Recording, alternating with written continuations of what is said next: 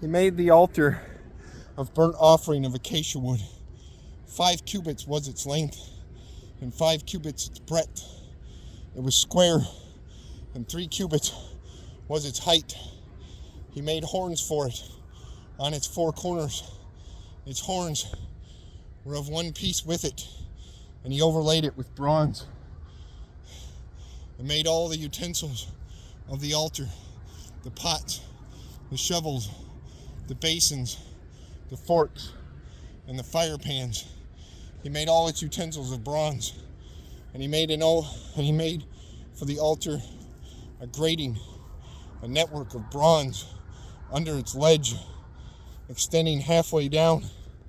He cast 4 rings on the 4 corners of the bronze grating as holders for the poles. He made the poles of acacia wood and overlaid them with bronze. And he put the poles through the rings on the sides of the altar to carry it with them. He made it hollow with boards. He made the basin of bronze and its stand of bronze from the mirrors of the ministering women who ministered in the entrance of the tent of meeting. And he made the court for the south side. The hangings of the court were of fine twined linen, 100 cubits. Their 20 pillars and their 20 bases were of bronze, but the hooks of the pillars and their fillets were of silver. And for the north side, there were hangings of 100 cubits. Their 20 pillars and their 20 bases were of bronze, but the hooks of the pillars and their fillets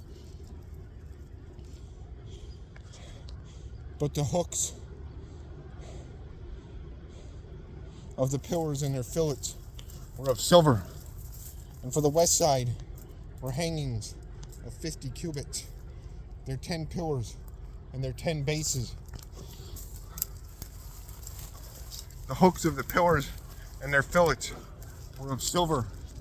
And for the front to the east, 50 cubits. The hangings of the one side of the gate were 15 cubits, with their 3 pillars and 3 bases. So for the other side, on both sides of the gate of the court, were hangings of 15 cubits, with their 3 pillars and 3 bases. All the hangings around the court were of fine twined linen, and the bases of the pillars were of bronze. But the hooks of the pillars and their fillets were of silver.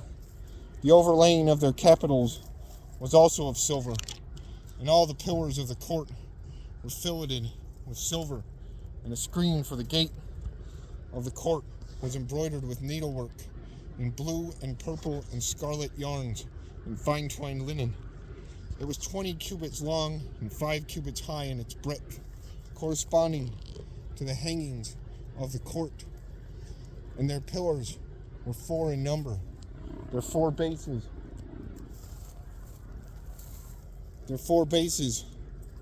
were of bronze, their hooks of silver, and the overlaying of their capitals and their fillets of silver. And all the pegs of the tabernacle and for the court all around were bronze. These are the records of the tabernacle